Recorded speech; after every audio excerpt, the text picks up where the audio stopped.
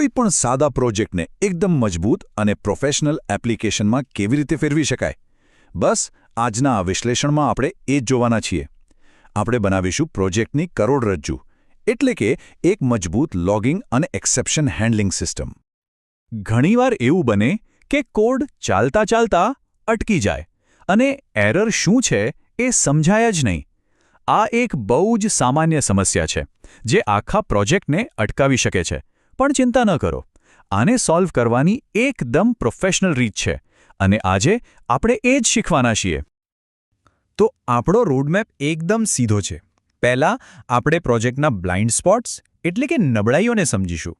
પછી પ્રોજેક્ટ માટે એક ડાયરી જેવી સિસ્ટમ બનાવીશું. એના પછી એક કોડ સેફ્ટી નેટ તૈયાર કરીશું અને છેલ્લે આખી સિસ્ટમને એક્શનમાં જોઈશું. ચાલો તો શરૂ કરીએ પહેલા મુદ્દાથી. અહીંયા આપણે એ સમજીશું કે કેમ સામાન્ય એરર મેસેજ મોટા પ્રોજેક્ટ્સ માટે પૂરતા નથી અને જો પ્રોજેક્ટમાં શું ચાલી રહ્યું છે એ દેખાય જ નહીં તો કેટલી મોટી મુશ્કેલી થઈ શકે છે. જુઓ, એક સામાન્ય પ્રોજેક્ટ અને એક પ્રોફેશનલ પ્રોજેક્ટ વચ્ચેનો તફાવત બહુ મોટો છે. યોગ્ય સિસ્ટમ વગર પ્રોજેક્ટ એક બ્લેક બોક્સ જેવો છે. અંદર શું ગરબડ થઈ રહી છે કશી ખબર જ ના પડે. પણ જ્યારે લોગિંગ અને એક્સેપ્શન હેન્ડલિંગ હોય તો બધું જ સ્પષ્ટ દેખાય છે. અને આજકાલ ખાસ કરીને ક્લાઉડ એન્વાયરમેન્ટમાં આ પારદર્શિતા ખૂબ જ જરૂરી છે. તો ચાલો હવે પહેલા ઉકેલ પર કામ કરીએ. આપણે બનાવીશું પ્રોજેક્ટની એક ડાયરી. હા, એક મજબૂત લોગિંગ સિસ્ટમ જે આપણા એપ્લિકેશનની દરેક નાની મોટી વાતને નોંધી લેશે. આપણો લોગર સેટ કરવા માટે બસ 3 મુખ્ય સ્ટેપ્સ છે. પહેલું, દરેક લોગ ફાઇલ માટે એક યુનિક નામ બનાવવું. બીજું, એ ફાઇલ્સ ક્યાં સેવ થશે એ જગ્યા નક્કી કરવી. અને ત્રીજું, એમાં કઈ માહિતી અને કયા ફોર્મેટમાં લખાશે એ નક્કી કરવું. આનાથી એક એવી સિસ્ટમ બનશે જે કોઈ પણ પ્રોજેક્ટમાં કામ લાગશે. તો સૌથી પહેલાં આપણે ડેટ ટાઈમ લાઇબ્રેરીનો ઉપયોગ કરીશું. કેમ? કારણ કે આનાથી આપણે દરેક લોગ ફાઇલને એક યુનિક નામ આપી શકીશું, જેમાં તારીખ અને સમય પણ હશે. આનો ફાયદો એ છે કે કોઈ પણ જૂનો લોગ ડિલીટ નહીં થાય. હવે આગળ, બધી લોગ ફાઇલ્સને વ્યવસ્થિત રાખવી પણ એટલી જ જરૂરી છે. એટલે આપણે પ્રોજેક્ટમાં જ એક લોગ્સ નામનું ફોલ્ડર બનાવી દઈશું, જેથી બધી લોગ ફાઇલ્સ એક જ જગ્યાએ સરસ રીતે ગોઠવાયેલી રહે. હવે આવે છે સૌથી મહત્વનો ભાગ, લોગ મેસેજનું ફોર્મેટ. આપણે એક એવું ફોર્મેટ બનાવીશું જે આપણને બધું જ કહેશે, શું થયું, ક્યારે થયું અને કોડમાં કઈ જગ્યાએ થયું. આનાથી ડિબગિંગ એકદમ સહેલું થઈ જશે. તો આ જે ફોર્મેટ સ્ટ્રિંગ છે એમાં શું છે ચાલો જોઈએ. આસ્ક ટાઈમ એટલે કે સમય, લાઈનો એટલે કે કોડમાં લાઈન નંબર, લેવલ નેમ એટલે કે મેસેજ કેવો છે, માહિતી છે કે એરર, અને છેલ્લે મેસેજ એટલે કે આપણો અસલી મેસેજ. આટલી માહિતી હોય તો ડિબગિંગ કેટલું પાવરફુલ બની જાય. સરસ. તો હવે આ બધી વસ્તુઓને બેઝિક કોન્ફિગ ફંક્શનની મદદથી એકસાથે જોડી દઈએ. બસ આટલું જ કરવાનું છે.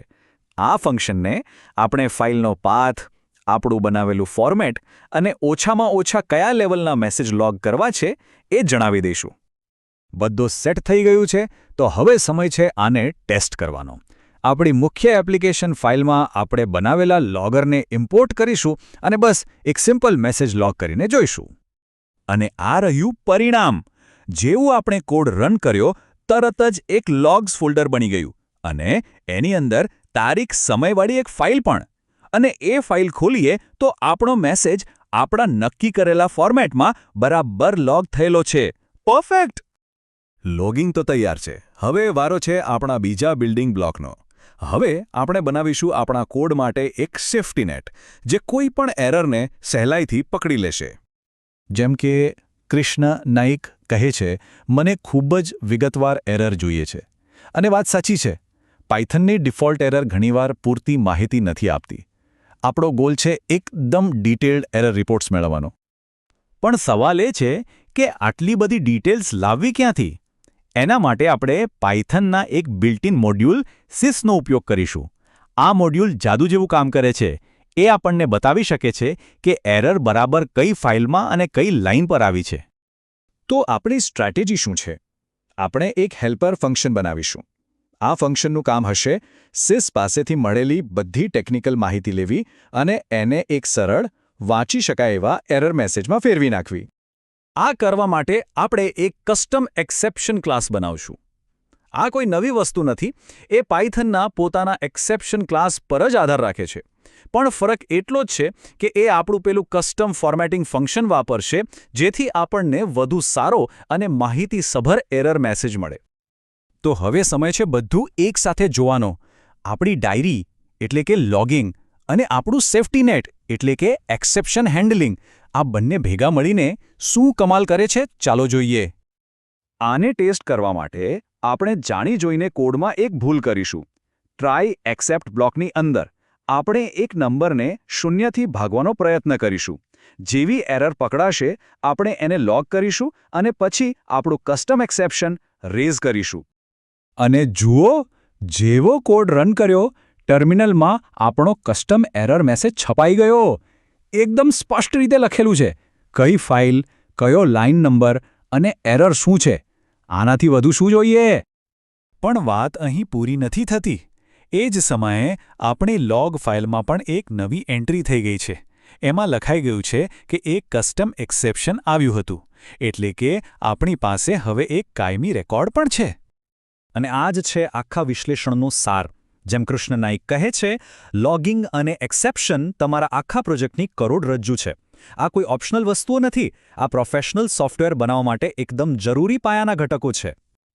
તો હવે વિચારવા જેવી વાત એ છે કે આવનારા પ્રોજેક્ટ્સને વધુ મજબૂત કેવી રીતે બનાવી શકાય. આ જે ટૂલ્સ આપણે જોયા એ કોઈપણ પ્રોજેક્ટમાં વાપરી શકાય છે. અને આની સાથે એક વધુ સ્થિર અને સરળતાથી ડીબગ થઈ શકે એવા પ્રોજેક્ટનો પાયો હવે તૈયાર છે.